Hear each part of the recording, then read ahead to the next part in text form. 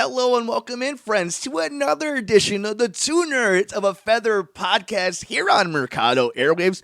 I'm one half of your host, Mike Mercado, with the one, the only, the royal, the regal, Everitt O'Neill. Everitt, how are you, Bodie, my brother? Michelangelo, it is so good to be back. We did the opposite of what birds do. Now that it's getting colder outside, we didn't fly south.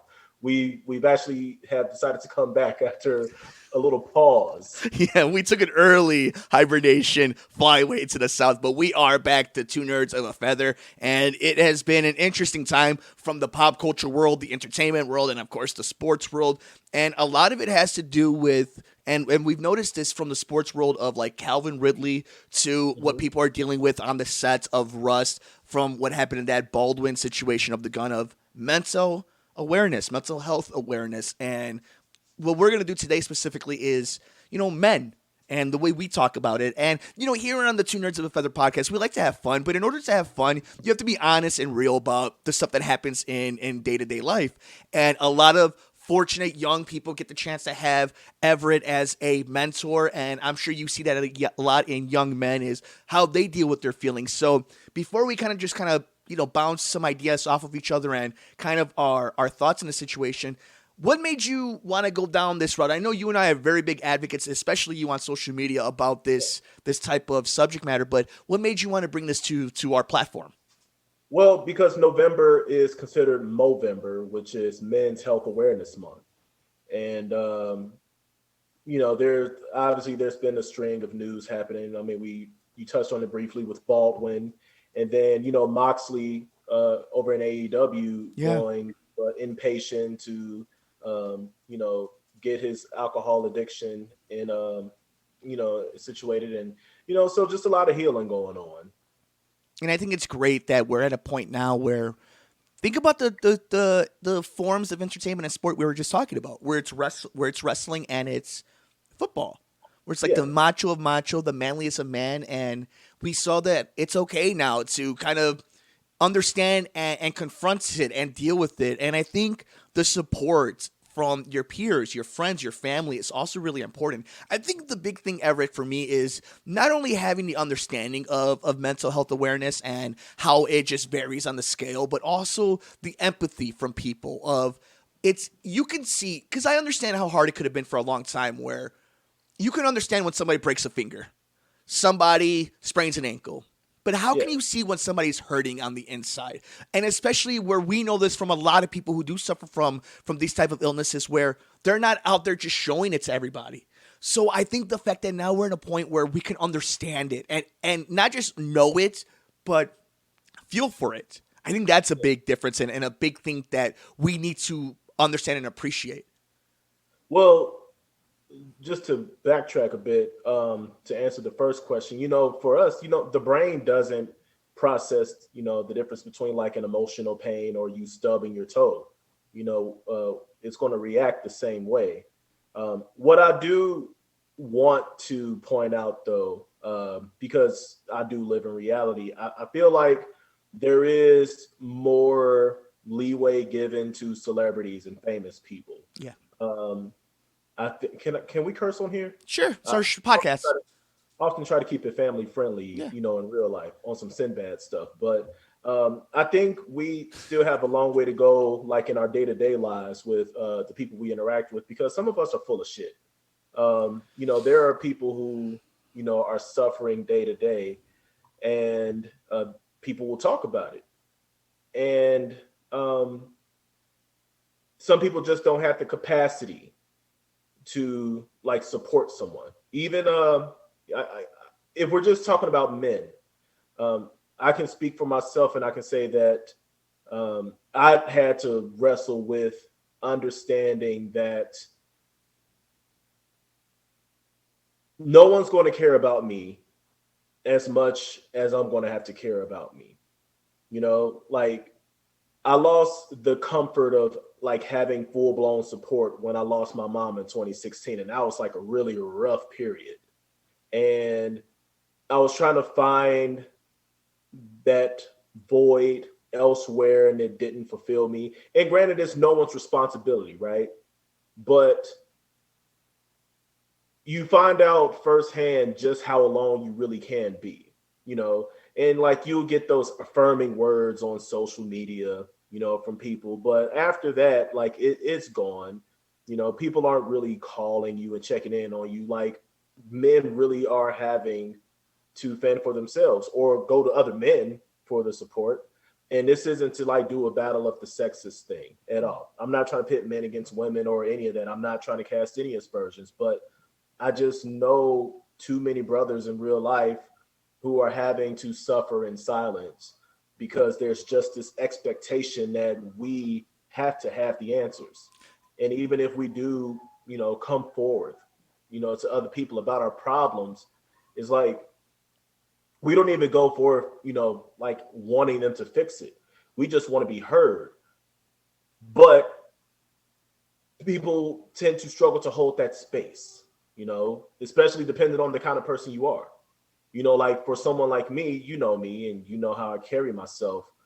I think there's an expectation that, you know, Everett will just figure it out. You know, they don't know how to be emotionally supportive to someone who's always been the emotional support. And so I think there needs to be a lot of work done on a personal level versus, you know, just always applauding celebrities and, you know, famous people when they are bold and courageous. Like, let's do that to our neighbors and our coworkers and our friends and not abandon them or just, you know, leave it at like, I'm here for you. You're so strong on Facebook or something like that. Like, call people, check in on them. Be like, you good, brother? How are you? How are you can just change it all. I think for a lot of people, and I'm going to use men in this scenario just because that's the only perspective I can truly speak on, is I think what happens is people don't believe that your problems matter. And I'm talking about us as people. Like, you don't believe that your problems matter and that people want to hear about them because if you grew up the way I did and the way you did, and a lot of different humans where it's you always look for it could be much worse and then you empathize for the people that do have it worse and you understand like how hard life can be, but I think sometimes the realization of it's okay to hurt and it's okay to be upset and it's okay to be confused and you're never going to figure it out. And sometimes, especially as men, the way, and I don't know if this is the same for generations younger than us, but the way that your influence of trying to portray the strongman all the time to always be Walker Texas Ranger when you know Chuck Norris is going through his own stuff. He's got his ups and downs. He's gone through his own problems, but because you just believe of what this type of person you're supposed to be. I deal with it on a daily basis. You know, there were times growing up I went through a bad phase in my late teens and early 20s because didn't like myself. And it wasn't until I kind of understood of what I wanted to be or who I wanted to be or the direction I wanted to be that I valued myself a little bit. That like there wasn't as much drug abuse, there wasn't as much alcohol abuse. But then at that moment, you don't think that you should complain because well, I'm not as bad as an alcoholic as let's say this person, or I'm not doing as many drugs as let's say these people. So you minimize your own bad influences and your own bad habits, and you minimize them. And I think you got to be able to confront them, and people have to understand that they all mean something. You know, I think and I learned this at a young age. Let's use, for example, a 17-year-old young man. For a lot of parents, they understand because they've already lived a bunch of life that, for the most part, you're going to get whatever happens to you at this age of 17. But what we tend to forget is for that person who's 17, that is their whole world. So it does mean the world to them. It does hold that weight. And I think as a grown man who's now a husband, there are times where I think about everything from, am I going to be a good enough partner? Am I going to help be a provider? Am I good enough intimate partner? You think about all that. You can't help but not think about all these things. And then you judge yourself on what a man should be. And there's no way you can ever live to those levels because those are unattainable. Those don't exist. You have to be the best version of yourself. But what does that mean when you can't speak upon it? When you don't know how to talk that out? When you've never been taught to talk that out? Yeah, exactly. You know, well, I think the other thing that kind of sparked this topic anyway was the post that I put up a few days ago, where you know I talked about how you know we were taught that our feelings and wants are secondary. You know, we were pretty much taught to sacrifice at all times. You know, to light ourselves on fire. You know, to keep others warm. And so, we put off our own problems because someone else needs us, or we avoid it because we'll see some low hanging fruit on social media and be like, well, that person's way worse than I am. And, kind of justify really cleaning up our act because, you see a Henry Rugg situation and think like, oh man, that person's way worse than I am. And we get on our self righteous BS. Mm-hmm. And so, we can always find reasons to not address the problem, but it'll still make its way back up. And it's going to get to a point, like for me, I tried to put it off for as long as I could. And it got to the point where, like, inside of me, I literally felt so sick. I felt like Ellen Ripley in Alien, where I had the alien inside of me and the alien just wanted to come out because I just had so much emotional baggage that I just needed to purge, man. And like, it's not a good feeling to go through that, and I'm glad that I went about it in the most healthiest way possible. But some people don't know how to do that. Some people don't have an ends, or the access, and they self medicate in the worst ways. And, I believe, and I could be off on this stat, this is also an incomplete episode. All right. But from what I remember, men are 3.5 times more likely than women to commit suicide. Like, women will, contemplate it, but men are more likely to actually do it. 3 times as likely to do it. And that's scary and sad and so many adjectives, to really think, to sit back and look at, to know that men are 3 times as more likely to just give up because it's just difficult and no one's there to listen, or they don't think anyone wants to listen because we're told no one cares. And I think you hit it on the spot from with that stats and kind of the way men should be able to, and I'm not talking about people not allowing them to be the case anymore. It's now our responsibility to do this now, where it's okay to talk about your feelings. There's nothing wrong with speaking to somebody who's not, has a personal relationship with you. If you do have the means to do it, go do it. Go talk to somebody. And I think this is the thing a lot of people have a hard time really grasping, is that it's okay to not feel okay. There are going to be days where you're crummy. There are going to be days where you feel great. The whole point of it is to acknowledge it and to see how it's affecting you. Maybe there is something clinically, medically that you could do to adjust that, to help it, to balance yourself out. Maybe it's just something that emotionally you have to work out by speaking to somebody, finding meditation, working out, whatever the case may be. But I also believe a lot of people have to find meaning in themselves. I think that's the big thing about, and this is just one big thing amongst mental health. It doesn't hurt to find some purpose, some constructive outlet to do, whether it's art, music, working out, something that's going to help grow you. And I think for guys, a lot of things, we are defined by what we do. In our own mind, our own subconscious, we are defined by what we input into the world. And if that's the case, then if you can't help that feeling, then do something, in my opinion, that you are passionate about. And for guys, I think mental health, a lot of that comes into also acknowledging that we love what we do here, right? There are times where this is hard, that this breaks you, that this takes you to the limit, and all the denial, and every single time a top 3 station says no to you, it hurts. And you got to be able to find the outlet to release that and find that passion again. And I think the big thing too, and this is the only advice I can say, is if you ever feel like your own hurt is hurting others in a physical way, and not just a physical but a mental way, it is your responsibility. You are not responsible for having a mental illness or any, but you are responsible for your actions and for taking care of it. And I think that's the big thing too, is we can do a nice piece, Bodie, about, we men, they're mistreated and this, but at the end of the day, there is still responsibility, and there is honesty that needs to be taken care of.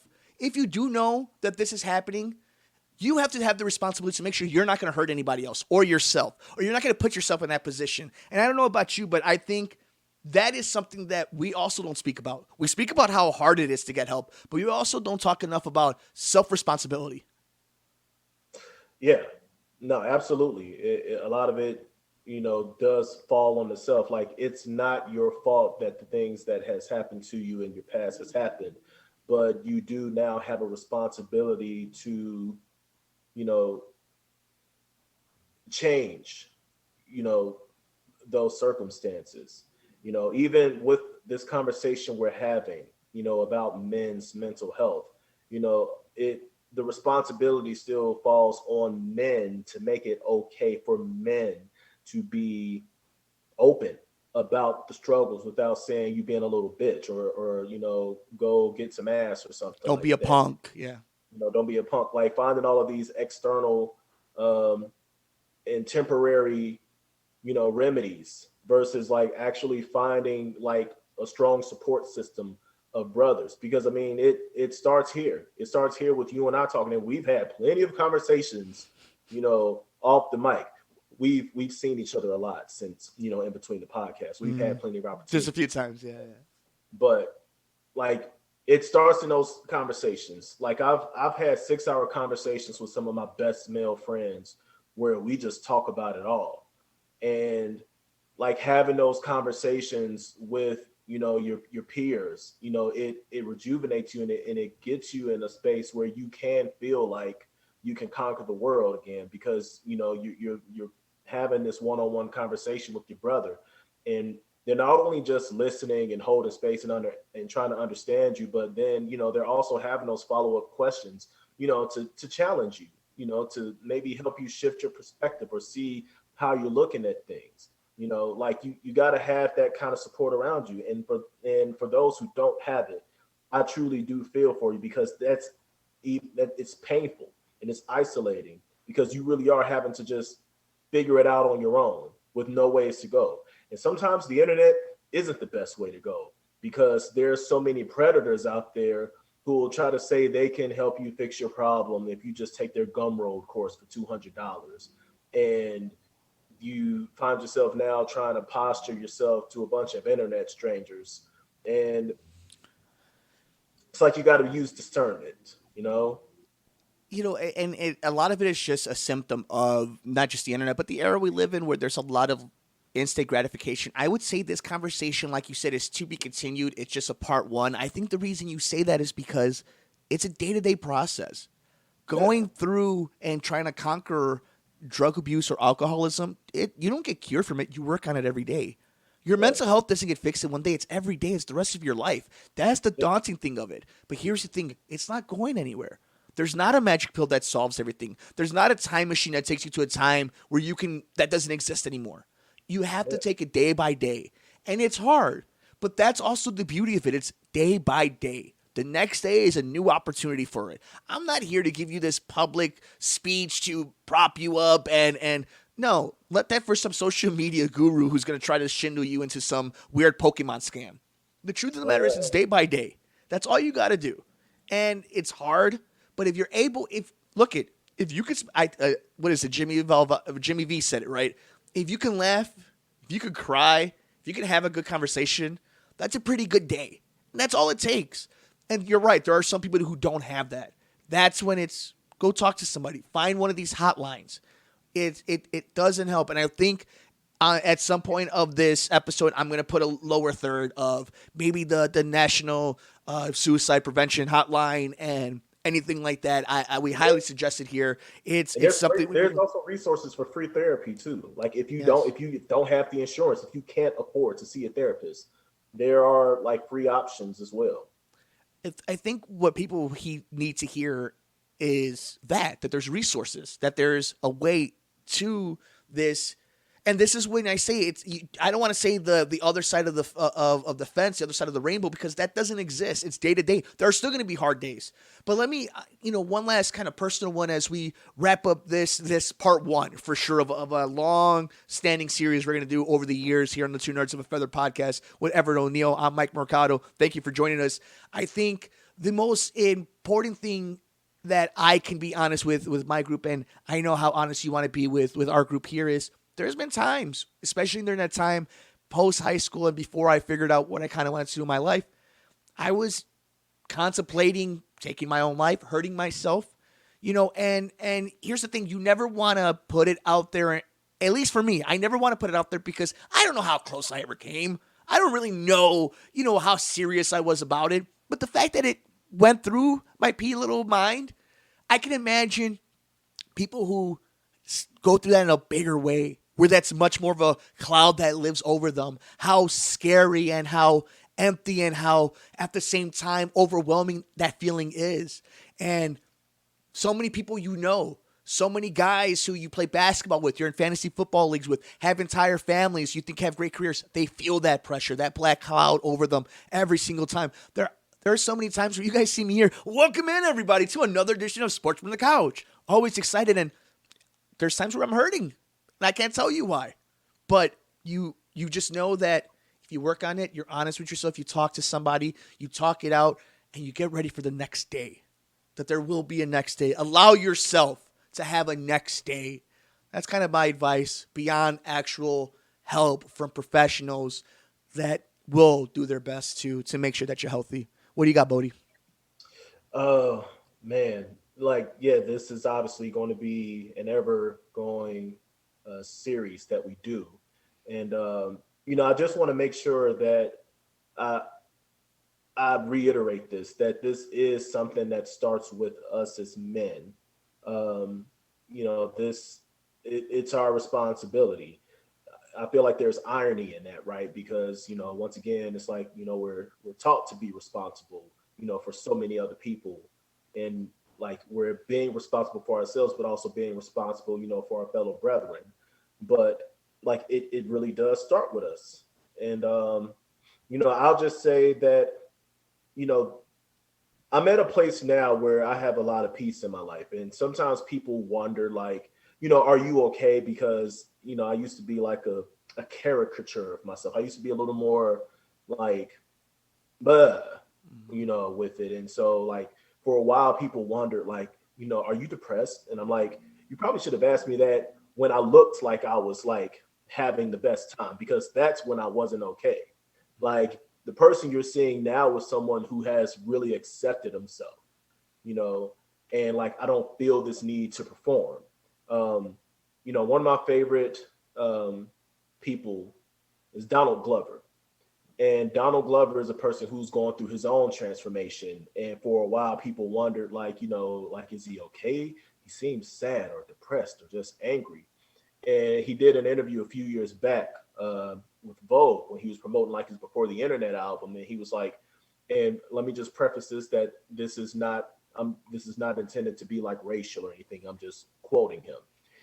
He talked about how he stood behind a man at an ATM machine, and like the guy got nervous, and so he moved to the side, and he said to his friends that white people don't realize how much energy and effort it takes for me to make them comfortable. But then he followed up and saying, like, in general, people don't know how much energy and effort I put into myself to make people uncomfortable, and I don't want to do it anymore.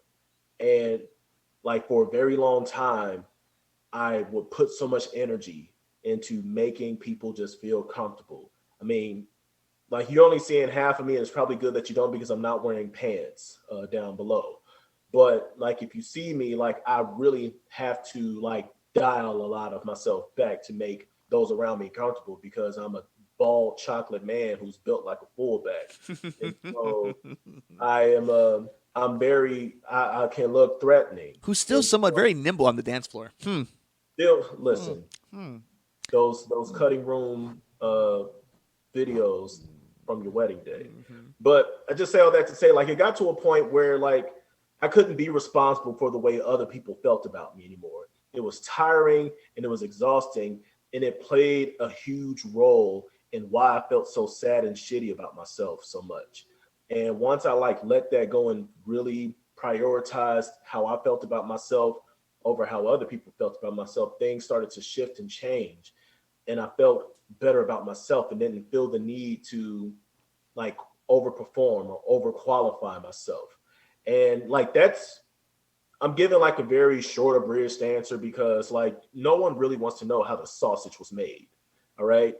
But like it's not that simple.